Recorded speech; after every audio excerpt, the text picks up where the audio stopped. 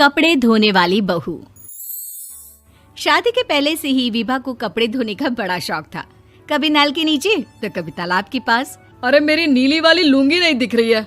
विभा की अम्मा, कहाँ रखी है लुंगी? अरे वो तो विभा ने परसों ही धोकर रखी थी आपकी अलमारी में, देखो वहीं होगी। वो ना मैंने आज धो दी, मुझे लगा कि गंदी हो गई होगी। अरे कैसे गंदी हो गई थी? उसे तो मैंने पहना भी नहीं। हे भगवान, इस लड़की के कपड़े धोने की आदत से परेशान हो गया हूँ मैं। जितना तो घर में राशन नहीं आता, उससे कहीं ज्यादा डिटर्जेंट पाउडर का खर्चा है। इसकी शादी करवा दो, शादी जाए अपने घर में ही करे काम, फिर चाहे घर के कपड़े धोने हो या पूरे गांव के। हाँ ठीक बोल रही हूँ, देखता हूँ मैं कोई लड़का। वो दिन भी आ जाता है जब विभा को देखने लड़के वाले आ जाते हैं। लड़की मुझे अच्छी लगी। होने वाली सास कहती है, बेटी अगर कुछ पूछना है तो पूछ लो। वैसे तो हमारी लड़की बहुत ही शर्मीली है, जो बोल दो वो मान लेती है, इसे क्या पूछना होगा। अरे कैसी बात कर रही हो माँ, मुझे इन लोगों के घर रहना है, सवाल तो कई है। हाँ हाँ बेटा, पूछ लो ना, क्या पूछना है। आप लोगों के घर कपड़े कौन धोता है? सास का मुंह बन जाता है। देखो, अगर तुम ये कहना चाहती हो कि तुम्हें कपड़े धोने नहीं आते तो सुन लो, कपड़े मैं ही धोती हूँ, लेकिन तुम्हारे आ जाने के बाद मैं रुमाल तक नहीं धोऊंगी। अरे चुप रहना भाग्यवान, बहू बेचारी घर आई नहीं, उसे डराना शुरू कर दिया। वो क्या है ना बिटिया, अभी तक तो ये कल्लू की माँ ही धोती थी, लेकिन अब तुम्हारे पापा तो दहेज में वॉशिंग मशीन देंगे ही। तभी विभा की माँ बोल पड़ती है, सवाल भी पूछा तो क्या। वैसे भाई साहब, मशीन की तो फिर भी कपड़े धोने की कैपेसिटी होती है। मतलब जो बिटिया दे रहे हैं ना विभा, इसे कपड़े धोने का बहुत शौक है। ये आप लोगों के क्या, आस पड़ोस गांव मोहल्ले सबके कपड़े धो दे और उफ तक ना करे।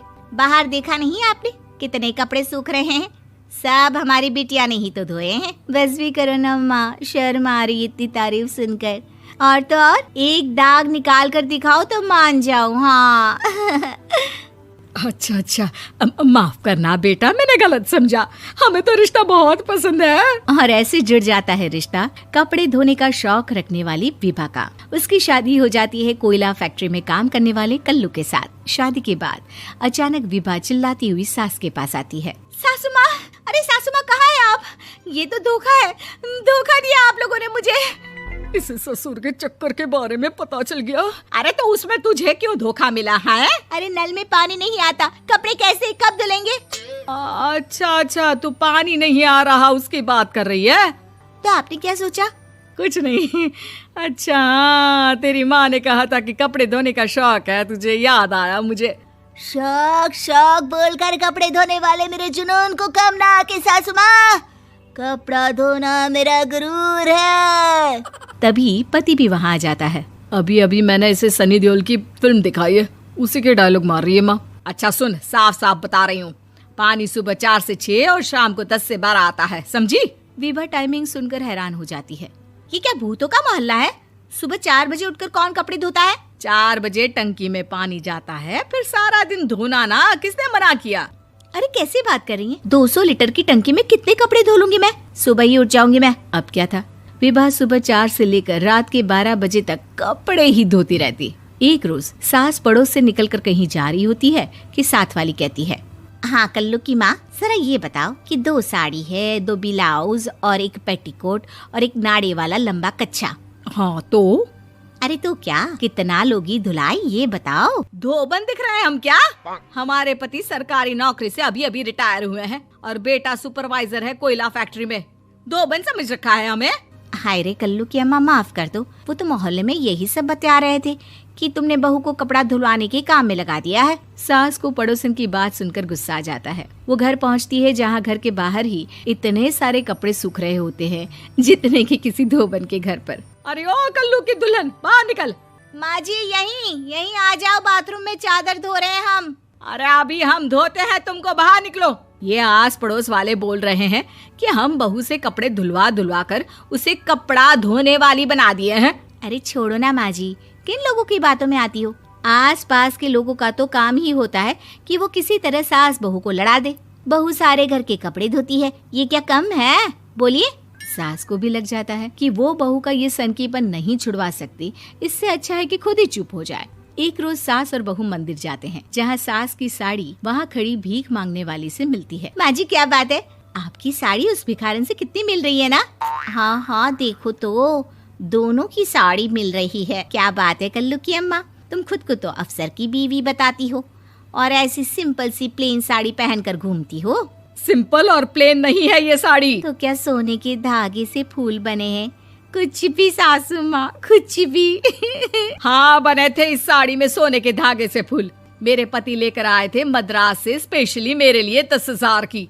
ताहे भाई साहब इस भिखारन के लिए भी सेम टू सेम साड़ी लेकर आए होंगे 10,000 की।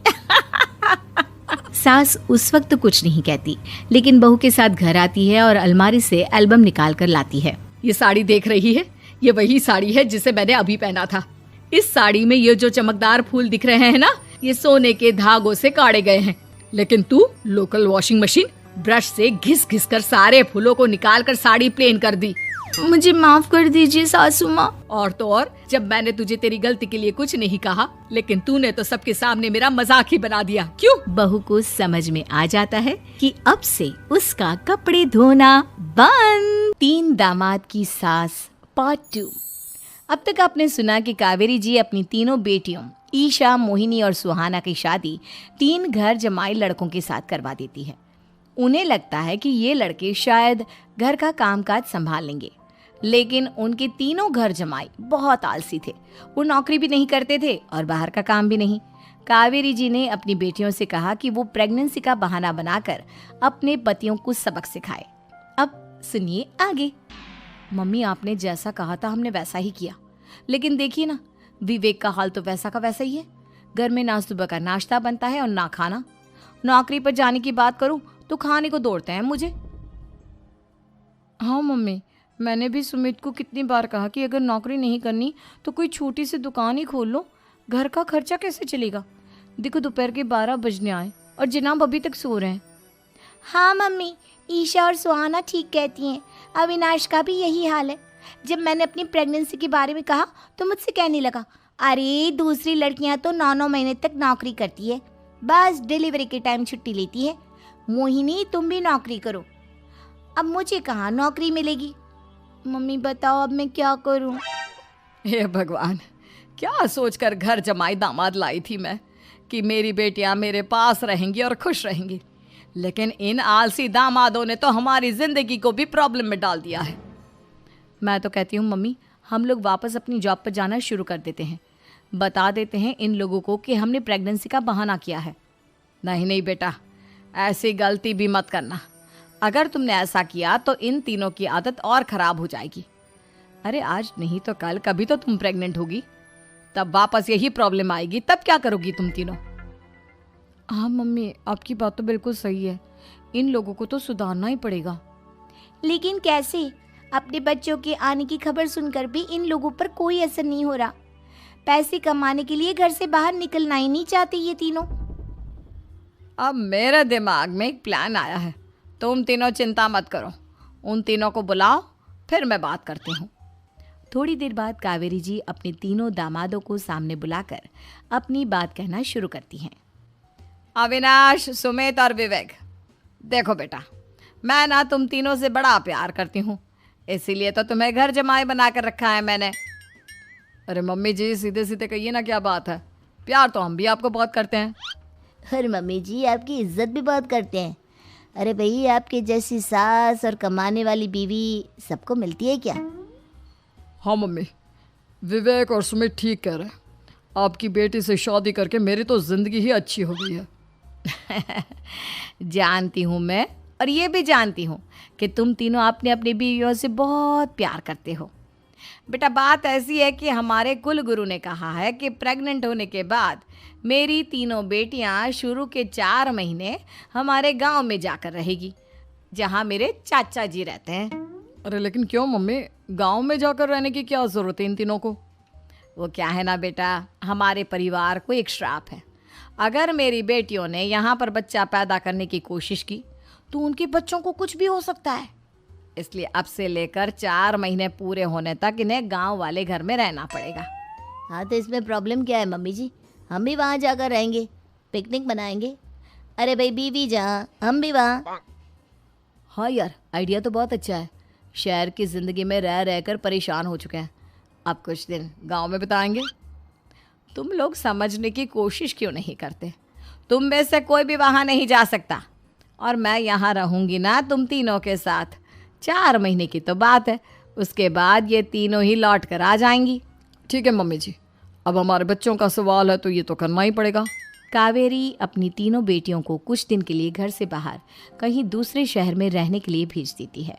कुछ दिनों के बाद, अरे मम्मी जी, बहुत दिन से पिज्ज़ा नहीं खाया, मंगवाइए ना। क्या बताऊं बेटा, पहले तो बेटियां खर्चा दे देती थी क्योंकि उनकी नौकरी थी, लेकिन अब तो मेरे पास पैसे ही नहीं बचे। थोड़े बहुत पैसे हैं जो बच्चों की डिलीवरी में काम आएंगे। लेकिन मम्मी जी, आपकी बेटियों को वापस आने में तो अभी बहुत वक्त बाकी है। वही सोच सोच कर परेशान हो रही हूँ। सोच रही हूँ कल से दूध भी बंद करवा देती हूँ। अब दूध वाले को देने के लिए पैसे भी तो नहीं है ना। अरे नहीं मम्मी जी, अगर दूध भी बंद करवा दोगी तो मुझे चाय कहाँ से मिलेगी? और चाय के बिना मैं तो मर ही जाऊंगा। क्या करूं बेटा, इसके अलावा हमारे पास कोई ऑप्शन नहीं है। मेरे पास पैसे ही नहीं बचे। इस तरह कावेरी जी धीरे धीरे अपने तीनों दामादों को पैसे देना बंद कर देती हैं और घर में खाने पीने की चीज़ें लाना भी बंद कर देती है। अब वो तीनों बुरी तरह से परेशान होने लगे थे और इसलिए एक दिन तीनों प्लान करके घर से बाहर निकलते हैं और बाजार में जाने के बाद, यार अच्छा खाना खाए हुए कितने दिन हो गए, पता नहीं कब अच्छा खाना मिलेगा। हमारी बीवियों के जाने के बाद तो हमारी हालत भिखारियों जैसी हो गई है यार। कुछ भी हो, मुझे तो आज पिज्ज़ा खाना ही खाना है। जेब में 1 रुपया नहीं और पिज्ज़ा खाएगा, कहाँ से आएंगे पैसे? अरे देख, वहाँ सामने बोर्ड पर क्या लिखा हुआ है, कंप्यूटर पर काम करने के लिए एक आदमी की आवश्यकता है। भाई मैं तो जा रहा हूँ, काम करूँगा और शाम तक पैसे लाकर आराम से पिज्ज़ा खाऊंगा। जा जा, तुझे कोई काम नहीं देने वाला, हम तो घर जा रहे हैं। चल भाई सुमित। सुमित और अविनाश वहाँ से चले जाते हैं और विवेक उस कंप्यूटर शॉप पर सारा दिन काम करके 5,000 रुपये कमा कर घर लौट कर आता है और अपने खाने के लिए अच्छी अच्छी चीज़ें भी लेकर आता है। ये देखकर विवेक और सुमित के दिल में भी कुछ पैसे कमाने की इच्छा जागती है। अरे सुबह सुबह कहाँ चल दिए तुम? मम्मी जी, एक बहुत अच्छी जगह मिली है। कंप्यूटर पर काम करने के 5,000 मिले थे कल मुझे। अगर रोज़ काम करूँगा तो पूरे 40,000 की तनख्वाह। अरे वाह, ये तो बहुत अच्छी बात है दामाद जी, आपको जाना ही चाहिए। सुमित और अविनाश विवेक को इस तरह तरक्की करते देखकर परेशान हो जाते हैं और वो दोनों भी काम की तलाश में निकल पड़ते हैं। धीरे धीरे उन दोनों को भी काम मिल जाता है। अब कावेरी के तीनों दामाद छोटी मोटी नौकरी करके अच्छा पैसा कमाने लगे थे। एक दिन कावेरी उन्हें अपने पास बुलाती है। अरे वाह, विवेक 40,000 कमा लेता है, अविनाश 60,000 और सुमित तुम भी 40,000 के आसपास कमा ही लेते हो। कुल मिलाकर तुम अच्छे खासे पैसे कमा रहे हो बेटा। हाँ मम्मी जी, बहुत मज़ा आता है जब महीने के एंड में मोटी रकम हाथ में आती है। पूछिए मत मम्मी जी, घर में रहकर रोटी बना बना कर और तो जैसा महसूस होने लगा था मुझे तो। हाँ बेटा, तुम तीनों की बात तो बिल्कुल ठीक है। और जानते हो, अब तुम तीनों की पत्नियां भी वापस लौट कर आने वाली है। लेकिन मम्मी जी, अभी तो उन्हें गए सिर्फ 2 महीने हुए हैं। आपने तो कहा था वो 4 महीने के बाद लौट कर आएंगी। ऐसा कुछ नहीं है बेटा, मैं सिर्फ तुम तीनों को सबक सिखाना चाहती थी कि आदमी घर में बैठकर बीवी की कमाई खाता हुआ अच्छा नहीं लगता। इस दुनिया में हर इंसान को मेहनत करनी चाहिए, काम करना चाहिए, चाहे वो औरत हो या आदमी, ताकि अपने परिवार को संभाल सके। कावेरी की बात सुनकर उन तीनों को अपनी गलती का एहसास होता है और कावेरी उन्हें सच बता देती है कि ईशा, सुहाना और मोहिनी शहर में ही कहीं दूसरी जगह रह रहे थे। शाम के वक्त उन तीनों की पत्नियां लौट कर आ जाती है और कावेरी जी का परिवार एक खुशहाल परिवार की तरह रहने लगता है।